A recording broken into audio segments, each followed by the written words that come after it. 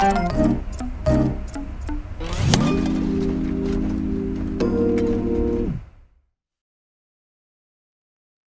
to all of our friends watching the Loadout. We miss you guys all backstage. Sean, how are you? I'm doing well, Johnny. How about you? I'm doing good. Who do we got today? Sal. Wow. So this is our first musician. Yes. Sal, how are you? Not just a musician. He's like the real deal musician. He is. He's legit. It's unbelievable. I mean, here's another person that... I've been cleaning up spit under his chair for my whole career. Oh, really? Wow. Yes, I have. Wow. So years ago, like, they would all leave, go to lunch, whatever, pack stuff up. And, and I'm a young guy trying to run around and be ahead of the game. And I'm mopping up stuff, on the floors and picking up soda cans and chip bags and all that stuff. And Jan goes, "What the hell are you doing?" I go, "I'm just cleaning up." He goes, "That's spit, right?" I was like, I've never looked at that. I've never gone. I'll pick up cans and chip stuff, but I will not go near those puddles anymore. Wow. And well, that's not my section, man. That's the trumpets and the trombones. Those dirty slobs. Those animals. Oh, I miss you. Oh my God. What have you been doing, Sal? How you been? We don't get to see you very often anymore. I used to see Sal all the time, Dancing with Stars. We'd see Sal. Well, the last time I did anything live was at the Oscars. Yeah. And I've been doing that for a number of years now. And that was the last thing I did. And about 3 weeks later, here we go. We're done. Right. And I was playing at the Amundsen Theater, playing a show called the Book of Mormon. And they said, "Don't come to work tomorrow." It was like March 16th or 17th or something. And then they said, and then I had a bunch of other recording that I was going to do, and that just immediately went away. So like I was mentioning before, I went from, 100 miles an hour down to 0 in 2 days. So I just stayed home and, kind of had to think about how I'm going to do this. I was teaching some lessons online through Long Beach State, which is where I'm professor of saxophone there. And then just had to develop a little recording studio environment here in my office. And, kind of getting the things right, getting the sound right, getting the equipment. I, invested some money in some equipment that's really good. And, let's see what happens. Yeah. It's amazing how I miss hanging out with people. I miss hanging out and just being there. And then not only that, but the human interaction of working, of playing music and of dealing with that. I mean, I think the last major orchestra thing I did was at the Oscars. Right. That was a big one too. Yeah, that's a big one. Well, one of the things, especially about Sal and like all of his guys, was the reason why we loved it. We're started doing the shows because we miss seeing everybody backstage. But all of the brass section and the orchestra guys, like when I would come up and see those guys actually around each other, they make the harassing that we do seem so mundane. I mean, they are the masters of ball breaking. Yeah, Sal and Rick and those guys. Oh yeah, Ralph Humphreys. Oh my God. I'll tell you what's amazing about it, and I've spoken to a few people about this recently, is that but we just sit there. We just sit there and watch the madness unfold. Like to sit there, for example, on Dancing with the Stars, we just sat in that pit for hours. Yeah, and we know, Sal. and so we're watching these people come up and, I'll never forget the first season, 2005, watching Evander Holyfield ballroom dance and getting a text from Tom Rainier, the piano player. You guys remember Tom, right? Yes. And Tom said, "I feel like I'm on the Titanic," because it's like, what's Evander Holyfield doing out there? Well, when 15 million people watch it the first week, don't rely on a musician to come up with an answer of a hit show, because we don't know what we're talking about. Right. But the silliness of it, the craziness of all that, it's just mind blowing. And so we're able to see the humor in all of it. Right. I've enjoyed quite a bit of watching it. them have fun. Yeah, no, Yeah, I mean, Sal, the band, if you've ever been on a live show and the bands are there, And it's a band like that. Yeah, they're all so good at what they do, and they're screwing around the entire time. Yep. I mean, basically, they're arguing about who's going on break first. Hiding stuff. The funny part is them pencils. trying to put all their instruments down so they can rush to craft service. You know, that for us is entertaining because we know when the band breaks, we get a break. So Sal and his group of guys have always been Sean, entertaining. Sean, I remember going back to that room where you guys would have your break, where you guys are playing video games, right? And I think you were back there maybe, and John Zaccaro, and then and Wilson was there. God bless him. Love Wilson. And I said, hey, how come you guys are sitting over here doing nothing? You guys have been sitting over here doing nothing. And you or John must have said to me, like, we're doing nothing, right? I said, yeah, we're doing nothing because you don't want us to do something. That means something's wrong.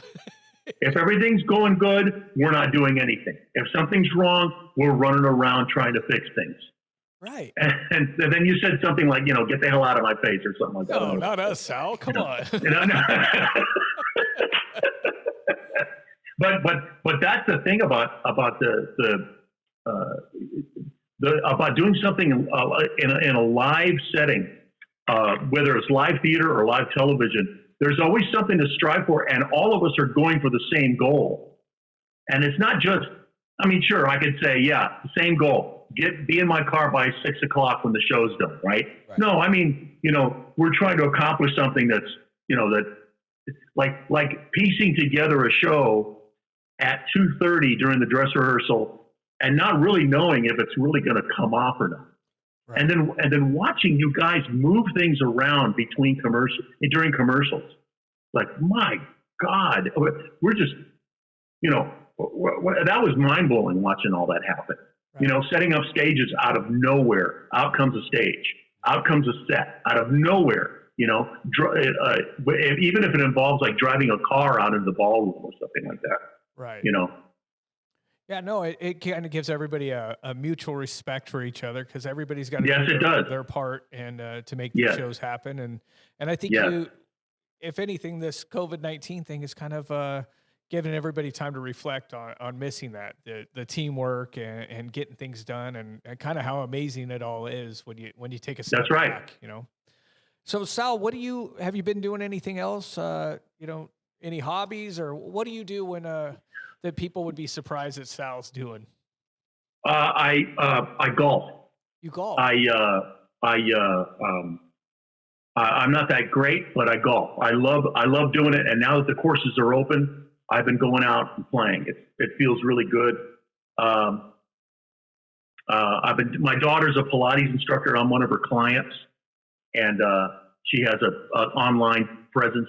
My wife owns a dance studio, and in 1 week, she took the entire studio online. She has 40 classes a week.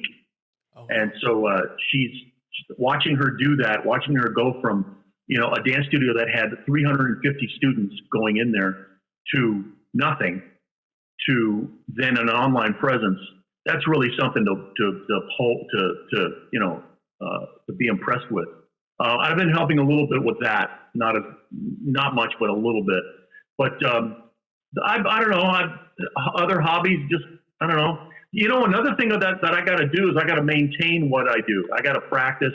I got to make sure that that things are still the up and up. When somebody calls for me to record something, I got to make sure it's right. In fact, now they're going to be more more particular about what I play because I'm giving it to them as a solo part. They send us a file. They send us a file with a backing track and maybe a click track, and then we play along with it, and then we send it back as a WAV file back to whoever's producing it, and then the engineer mixes it with everybody else. And so that's where you're kind of under the microscope just a little bit more than you were in a live situation or like in a studio, like at Capitol Records or something like that.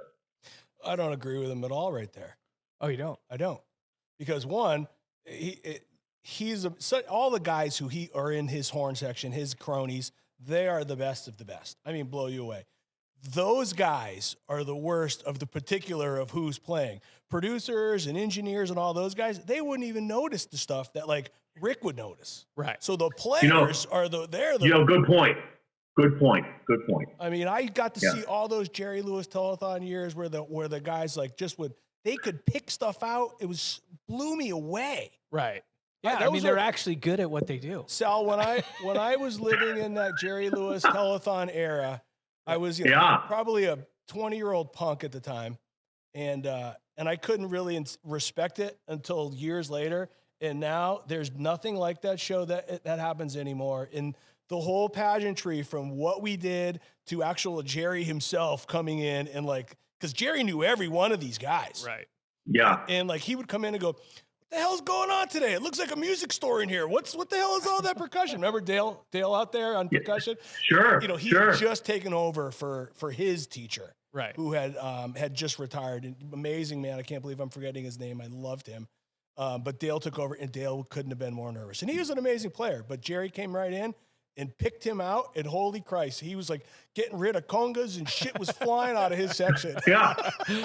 He just, and it wasn't because he couldn't afford it, because he didn't like the way it looked. Yeah. Right. What is this? I vividly remember that, man. Vividly. Those were the days. Wow. You know, one time on that telethon, it was like 9:00 in the morning. And do you know the tap dancer Savion Glover? Remember? Yes, for sure. That he came out and he said, and he looked like he was feeling no pain that morning. And he came up to the band and he looks at me and he says, "How you doing?"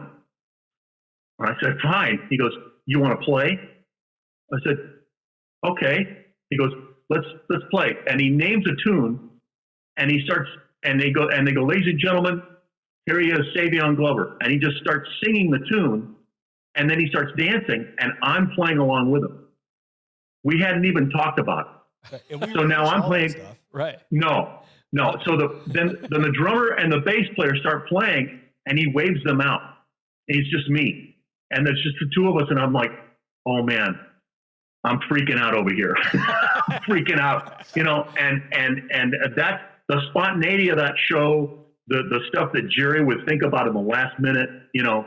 Even when we did it in Vegas, we did it in Vegas for like maybe 7-8 years, I think, in Vegas before it was done. South Point Casino. And at the and he was still on his game to the end, really.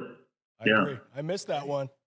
Yeah. Well, Sal, what we always try to end the show on something positive. See what are you looking forward to get back to? Is there a restaurant some other than work? What are you looking forward to? I'll tell you what, Sean. I want to go to a sushi bar. I want to go to a sushi bar. I want to have beer on tap. I want to have like this place in downtown LA called Hama Sushi in Little Tokyo, and I know exactly what I'm going to order. And I want to go hang out with some people and just, and look at somebody in the face and say hello, Unplug. Yeah. I mean, I miss all of my friends.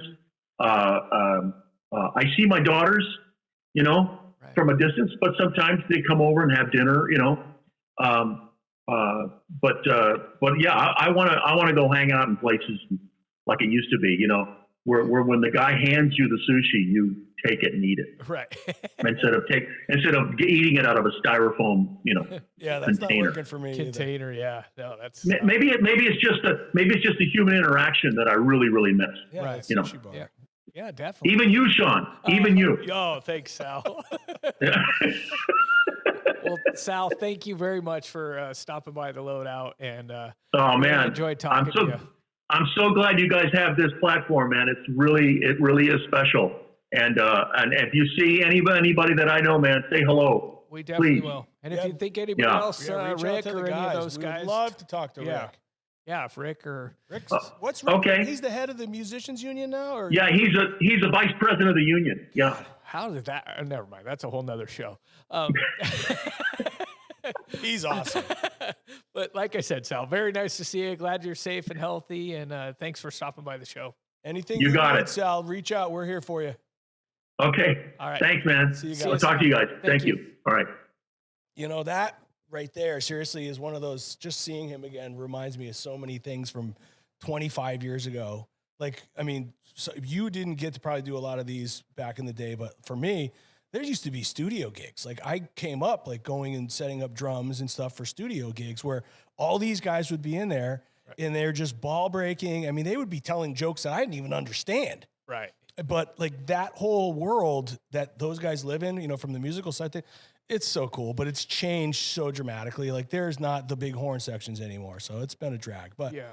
But there, I mean, Sal, it's interesting because, you know, I don't really interact them, but I put monitors out, or Easter and I used to do Dancing with Stars, and Sal was in the band there. So that's how we got to know him. Yep. Is we would screw with him all the time. Easter would use him for bump shots, and Sal's just a great guy. It's always nice to see him on shows. And well, I can't believe he came on. That was really good. Yeah, pretty cool. So hopefully we get some more musicians. Yeah.